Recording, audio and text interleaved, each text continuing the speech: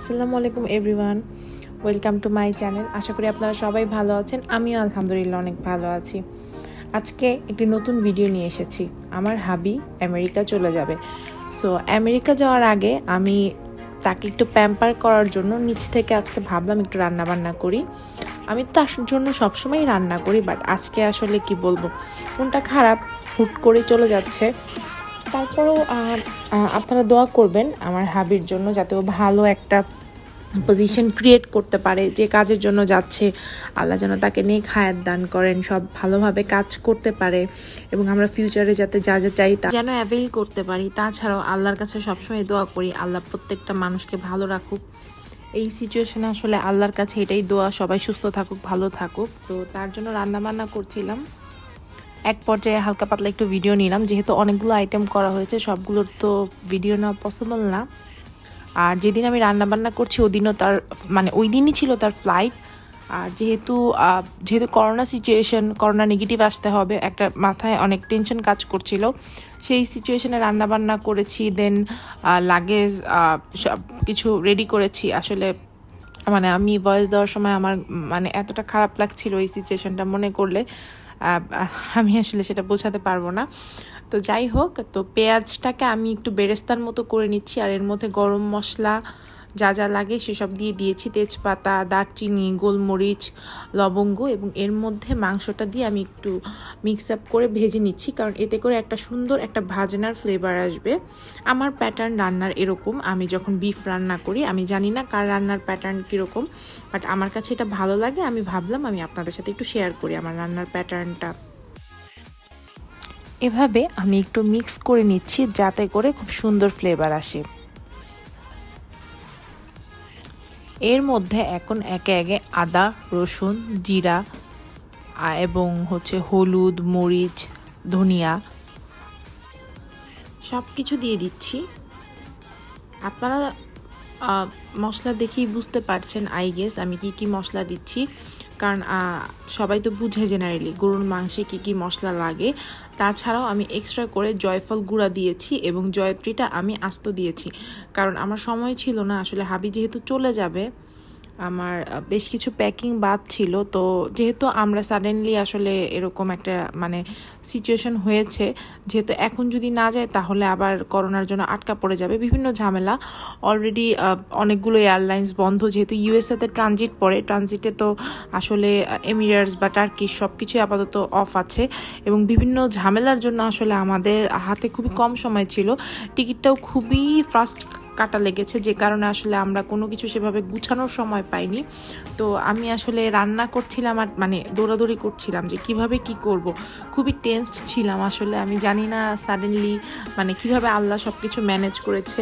তো সবাই আমাদের জন্য দোয়া করবেন। আসলে আমি কি বলবো, তো এই অবস্থায় আমি আবার এখানে একটু জয়ত্রী দিয়ে দিলাম এবং তারপর লবণ দিয়ে দিলাম।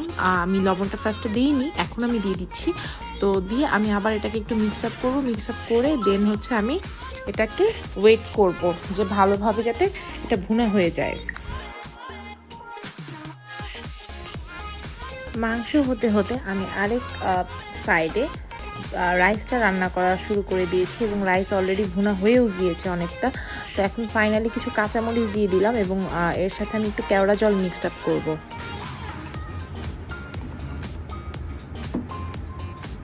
রান্না করছে পোলাও। হ্যাঁ, রান্না তো করবো, হাজবেন্ড চলে যাবে। আপাতত পোলাও দেখা যাচ্ছে না, শুধু পানি দেখা যাচ্ছে। পোলাও একটু পরে ভেসে উঠবে।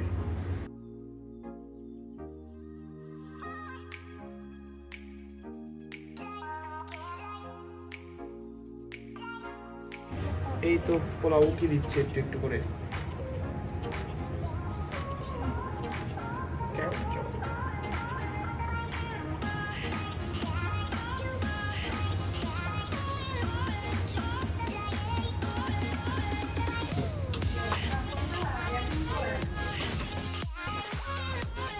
তো তো এখানে আমি আবার একটু চিনি দিয়ে দিলাম। আর আমার আম্মু বলছে যে প্যাকেটগুলো মানে একটা বক্স ছিল র্যাপিং করার কথা, আসলে দৌড়াদৌড়ি করে এদিকে রান্না ওদিকে প্যাকিং। আর যেহেতু আমার আম্মু আব্বু অসুস্থ, রিসেন্টলি তারা করোনা থেকে আর কি মাত্রই নেগেটিভ হয়েছে, করোনা পজিটিভ ছিল। তো এই অবস্থাতে আসলে ওর জন্য রান্না বান্না সব কিছুই করা লাগছে। আর সিচুয়েশনটা এত খারাপ ছিল, আসলে কি বলবো, আমি খুব টেন্স ছিলাম। যে পর্যন্ত করোনার রেজাল্ট নেগেটিভ না আসে সে পর্যন্ত কোনো কিছুই আসলে কনফার্ম ছিল না। তো যাই হোক, আমি এখানে রাইসটা কমপ্লিট করতে দিয়ে চলে গেলাম হচ্ছে আবার কার্টুন গোছাতে। তো এর মাঝে রাইসটা মোটামুটি হয়ে গিয়েছে আর বিফটা হয়ে গিয়েছে। বিফটাকে জাস্ট আর একটু পানি কষিয়ে, বিফটা যখন একটু পানিটা একদমই জাস্ট কমে যাবে তখনই আমি বিফটা আর কি সার্ভ করে দিব। তো অলমোস্ট শেষ, এখন নর্মাল পজিশনে আছে। পানিটাকে আমি আরও কমাবো যেহেতু আমি ভুনা করতে চাচ্ছি। তো রান্নাবান্না আপাতত এতটুকুই আমি রেডি করতে পেরেছি। তো এখানে হচ্ছে কার্টুন প্যাক আপ করছি, যেহেতু বাংলাদেশ থেকে আমেরিকা যাবে আর আমেরিকাতে যেই তো সব কিছু মানে পাওয়া যাবে না। সো এই অবস্থাতে কিছু কিছু জিনিস জাস্ট ইনস্ট্যান্ট যা যা হাতের কাছে পেয়েছি সেসব জিনিসগুলো নিয়ে এসে আমি প্যাক করে দিয়েছি। তো আমরা এখন ইন্টারন্যাশনাল এয়ারপোর্টের দিকে যাচ্ছি। আসলে যখন ভয়েস দিচ্ছি মানে একটা মানুষ কতটুকু দূরত্ব থাকে, একদিন আগে আর একদিন পরে। একদিন আগেও আর কি এই সময় ও আমার সাথে ছিল, আর আজকে এখনও ফ্লাইটে। কি বলবো, মানে আমার খুব খারাপ লাগছিল আসলে সাডেনলি এভাবে চলে গেল। আসলে আমি জানি মোটামুটি বেশ কিছুদিন ধরেই ট্রাই করছিল, আমাদেরও অনেক দিন ধরে প্ল্যান, বাট তারপরও আসলে একটা মানুষ যখন যায় তখন কিন্তু খুব খারাপ লাগে। আসলে সবসময় একসাথে থাকা হয়, হঠাৎ করে সাডেনলি অন্য কোনো জায়গায় যায়, আসলে খারাপ তো লাগবেই। অনেক ভালো পজিশনে যাচ্ছে আলহামদুলিল্লাহ, অনেক ভালো করবে ফিউচারে, যেহেতু ও অনেক ট্যালেন্টেড মাশাল্লাহ। বাট তারপরেও আসলে কিছু জিনিস আছে মানে খারাপ লাগার। তো কি বলবো, ওকে বিদায় দিতে যাচ্ছি। আসলে আমি জানি না আসলে আমার কতটুকু খারাপ লাগবে থাকতে, কারণ একা আসলে কিভাবে ভালো লাগে একটা মানুষের।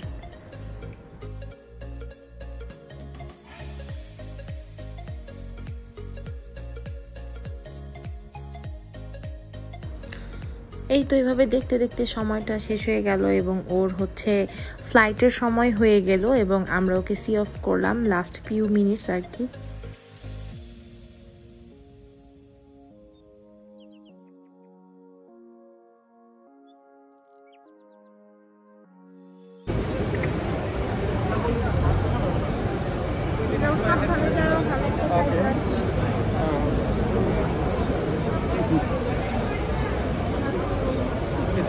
বলতে পারছি না, বলার মতো আসলে ভাষা নাই। আল্লাহর কাছে ভালো মতো থাকো, সুস্থ থাকো।